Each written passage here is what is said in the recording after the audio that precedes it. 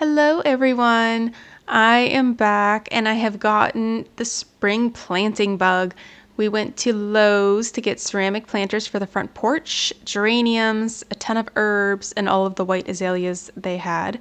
I've been obsessed about microplastics, so want to go as non-plastic as possible. First, I filled the planters with some leftover landscaping rocks.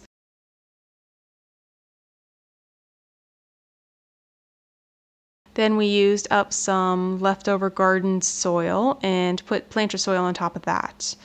This first pot has a prearranged plant trio that I transplanted from a plastic pot. I also added in cilantro, lavender, and chamomile.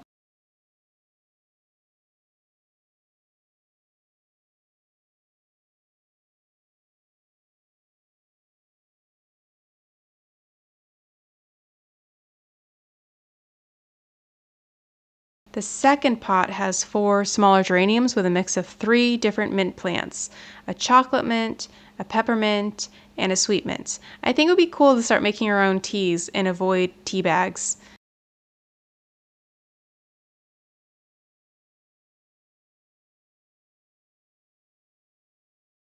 They look pretty cute for now. I added the azaleas around the pear trees. If there's time, I'll see if I can get some more. I thought I had got a tomato plant too, but I must have missed it. I planted the basil by itself in the herb garden. The oregano is coming back, but the rosemary is not. And we got to see a harmless milk snake.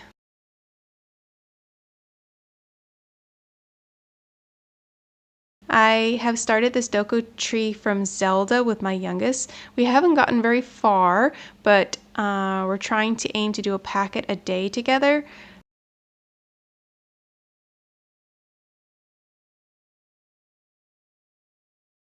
There are 3 different links from different games or parts of the game. We got to build the big Kurok that trades seeds for bag spaces, so I hid him underneath a napkin for my oldest to find. Ha ha ha, you found me! Today I really wanted to clean up my sewing desk and to see what projects I have in storage from when I used to want to sew, but it was too intimidating for me. I got to unfold the desk again because our house guests have left. I have this pillow left to do from my quilting kit. The wall hanging is done, except I need to add loops to the back to hang it up. And I want to add ribbon to the front to hold my pretty chopsticks.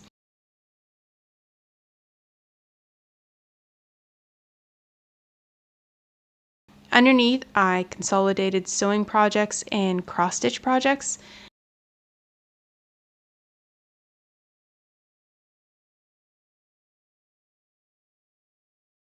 This container has sewing kits and some fabric I was just gifted.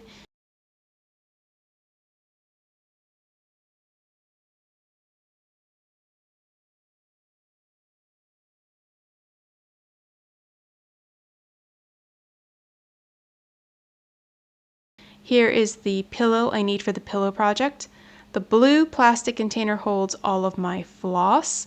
I really want to take the floss off of these Fruit Loops cardboard. I'm afraid the color will transfer onto the thread. I have this tiny chest of drawers that I still haven't put to use.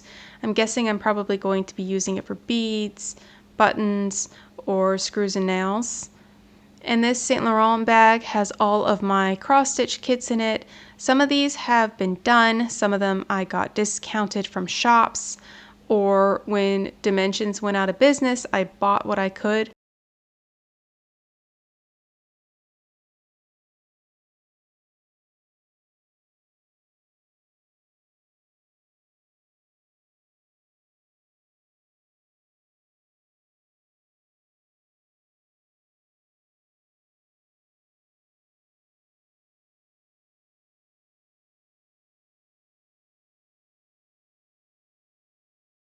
I managed to pull my projects out of the storage closet. There are a couple of new ones that my mom gave me, but I really can't get started on them until I attempt the ones that are already started. There is a placemat kit, a quilted tote bag, a ton of patterns which I am not touching. this bag my mom sent to me years ago, which are dresses for the girls. I need to attach straps to them from the ribbon she also sent. These next two bags are dresses I wanted to make probably back in high school. It looks like I've cut out the fabric, but didn't do anything after that.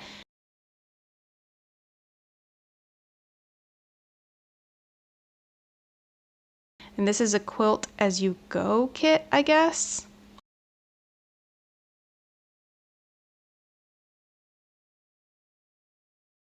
G Street Fabrics. Wow, remember that place if you were in the DC area? Oh, this dress is one my mom was working on and gave to me to mess around with.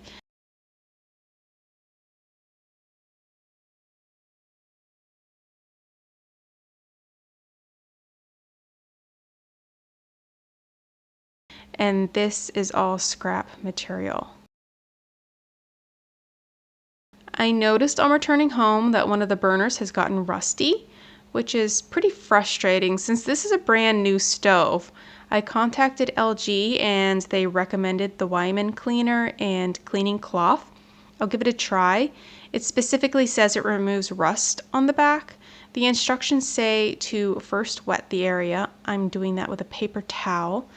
I really should have used a glove because I don't know how toxic this stuff is. By the way, this was very hard to clean. I eventually did get it clean though.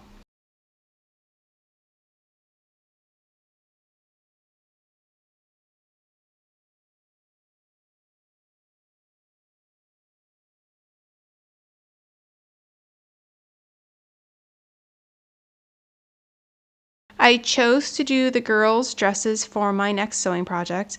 They're really pretty summer dresses with smocked tops. She sent me ribbon and instructions on how I can attach them. I feel better with straps on the girls' dresses to avoid any disasters while they're playing. I measured the first girl and cut out some straps. I'm going to hand sew them on in the same sewing lines already present. Unfortunately, I only have black and white thread, so I ordered from Amazon. Luckily, one arrived the next day. After sewing, remeasuring, resewing, I finally got it done. Then I used my machine to try to sew back the ends of the ribbons to keep them from unraveling.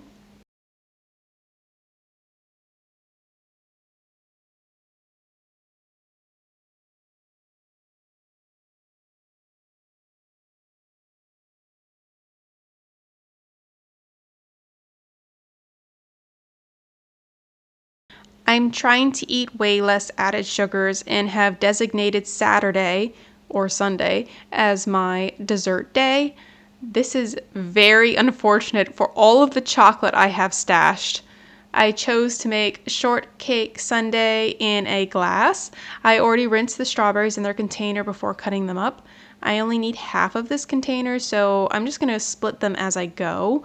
The ones I want to use are going to be sliced. The recipe said to add half a cup of sugar to the sliced strawberries, but even looking at a quarter cup of sugar, it's way too much. I ended up just adding an eighth of a cup. I think next time I can even go for a tablespoon or two. Those get refrigerated for an hour.